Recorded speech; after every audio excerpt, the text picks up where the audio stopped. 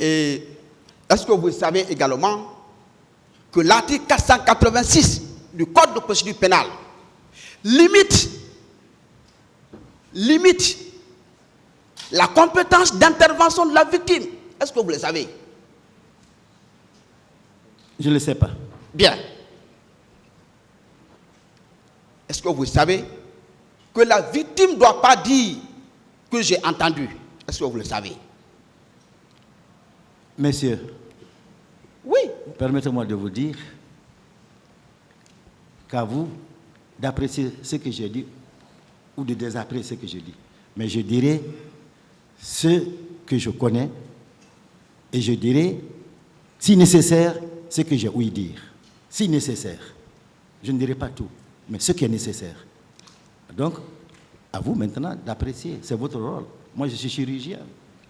Bien, monsieur Keita, vous avez dit au tribunal ce que vous avez subi ce jour, oui ou non? Alors, parlons de ça, si vous voulez. Voici ma main. Bien. Voici ma main. Voilà. Vous la voyez bien? Je vous comprends. Voilà. Je vous comprends. Très bien. Oui, donc, mais puisque vous êtes là pour dire au tribunal ce que vous avez subi, oui. Pourquoi vous nous traînez vers ce qu'on vous a dit alors que vous n'êtes pas témoin ici? Vous traînez? Je vous ai traîné nulle part, monsieur. J'ai fait mon récit. C'est à vous de vous agripper à la portion qui vous intéresse. Peut-être c'est cette portion qui vous intéresse, vous, mais moi j'ai fait un récit. Une autre portion intéressera à la partie civile. Eh bien, le plus important, la portion qui vous intéressera, la portion qui intéresse la partie civile, concourront comme un amalgame pour cette auguste cour qui saura tirer le vrai de l'ivraie. C'est ça. Bien. Et M. Keita. Oui, maître. Puisque nous sommes en matière criminelle. Oui. Nous sommes heureux qu'on cause avec un leader politique. Oui. Parce qu'il y a une présomption de crédibilité qui pèse. Oui, maître. En raison de votre statut politique. Oui, maître. Est-ce que c'est normal?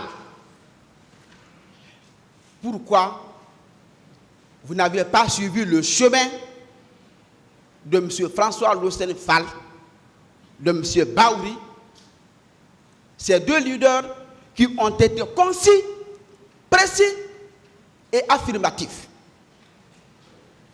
Et pourquoi vous avez choisi le chemin de Omandi? Pourquoi? Je crois que vous avez fait l'université. Vous avez commencé d'abord un passage BEPC, ok, avec le baccalauréat. Et quand vous allez dans une salle d'examen, c'est entre vous, votre connaissance, le bic et le cahier. Vous n'avez pas à vous fier de ce que votre collègue ou votre camarade de classe fait. Sinon, vous serez traité de copieur ou de copiste, comme on le dit. Et vous savez cela. Alors moi, je me fie sur ce que je connais et ce que j'ai vécu. Et ma stratégie, ce n'est pas du tout compliqué, c'est de dire la vérité et rien que la vérité, dans l'unique intérêt de rendre hommage à ceux qui sont morts ce jour, qui ne devaient pas mourir. Bien, voilà. Je reviens sur l'une des questions que mon confrère Maître Jean Savogui vous a posées. Oui, maître. Que vous n'avez pas répondu. Vous confirmez la présence de votre épouse en Guinée en novembre et décembre 2022, si vous le confirmez. Une autre question. Ça n'a rien à voir, monsieur. Quand je vais vous laisser, quand le tribunal intervient, voilà, s'il vous plaît, restez calme, s'il vous plaît. Merci. Voilà. Allez-y. Bien. Et lorsque votre constat personnel. Oui, maître. Lorsque votre constat personnel. Oui, maître.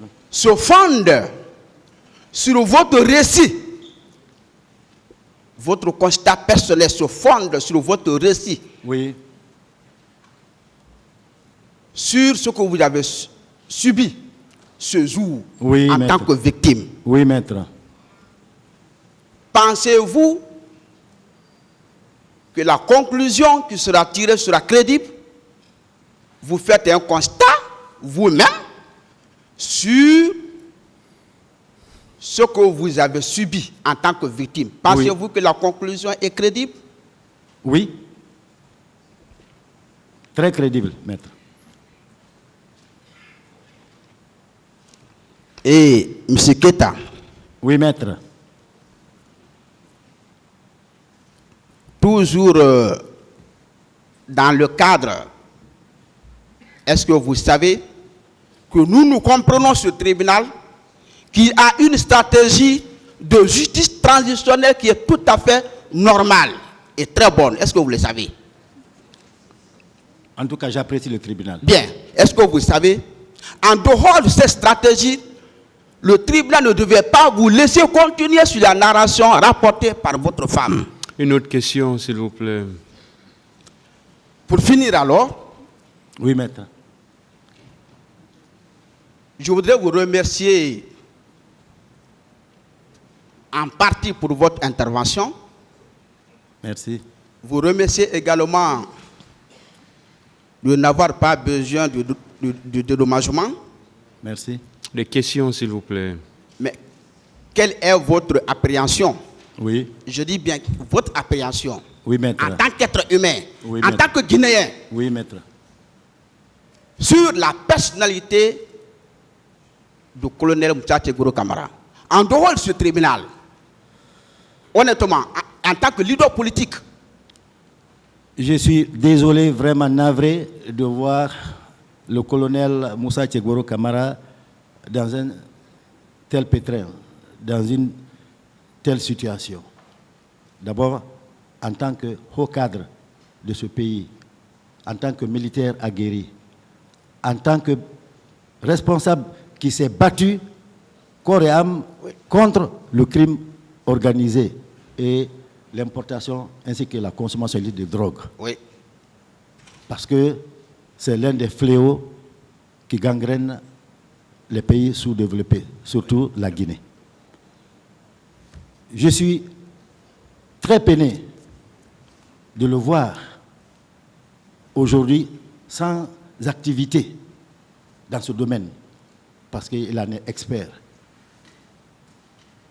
Par contre, si je suis peiné pour lui, je souffre dans mon âme pour ceux qui sont morts, pour ceux qui sont handicapés, pour celles qui sont victimes de viol lors du massacre du 28 septembre. Parce qu'il était un officier et parce que ce jour, il est venu sur le champ, je l'ai rencontré. Et je pense qu'étant officier, il pouvait prendre ses responsabilités et certainement, en amont, essayer d'éviter ce qui est arrivé. Alors pour cela, je crie haut et fort que chacun sache que nous sommes Guinéens. Personne n'a donné sacrifice ou aumône pour être Guinéens. Nous sommes vus tous Guinéens sur cette terre. Et notre devise, vous la connaissez tous. Travail, justice, solidarité. C'est bon. Hein? Cette justice, il faut qu'elle Bon. qu'elle se fasse jour. Je vous remercie. bien, je vous remercie également. Hein. Et merci bien, Monsieur le Président. Allez-y.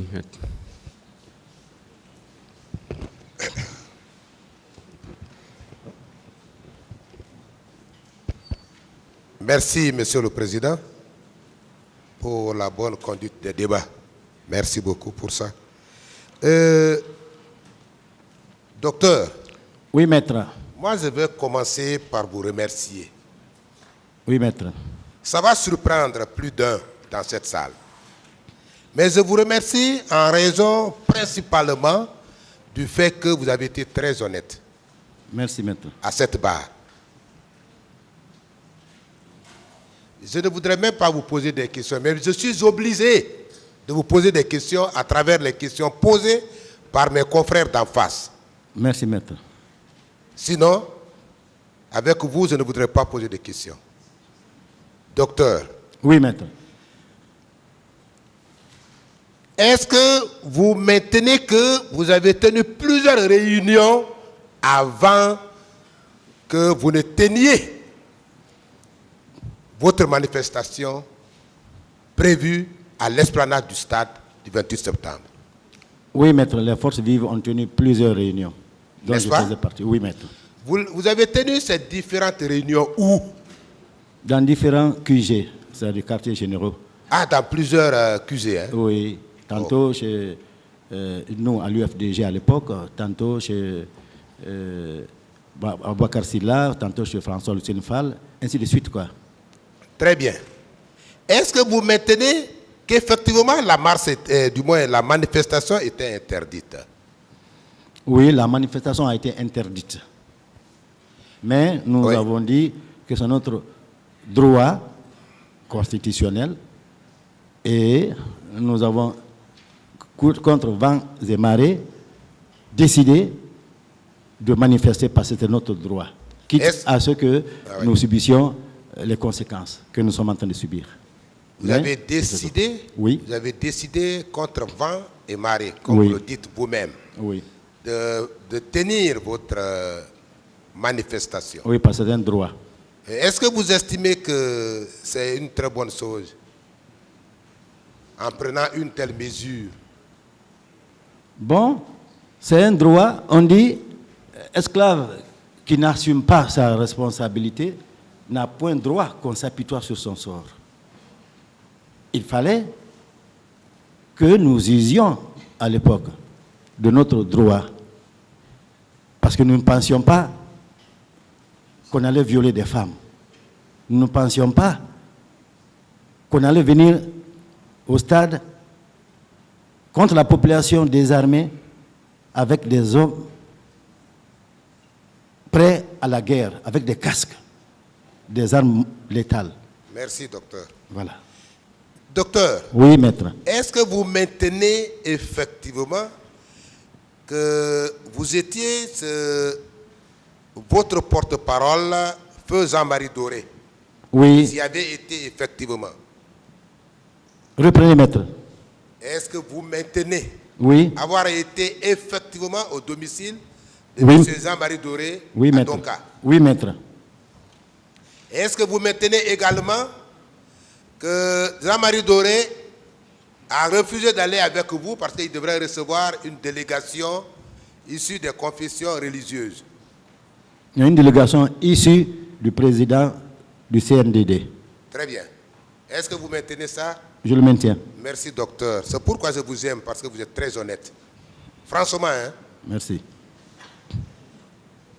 Docteur, vous avez soutenu ici, oui, maître, par devant ce tribunal, oui, maître, que si vous aviez écouté, oui, si vous aviez obtempéré, oui, à la demande formulée, oui, de sursoir à la manifestation à la date du 28 septembre, oui, pour un report éventuel, oui, ce qui est arrivé au stade du 28 septembre ne serait pas arrivé. Est-ce que vous maintenez ce propos que vous avez tenu hier? Je le maintiens. Vous êtes très honnête, docteur. Franchement.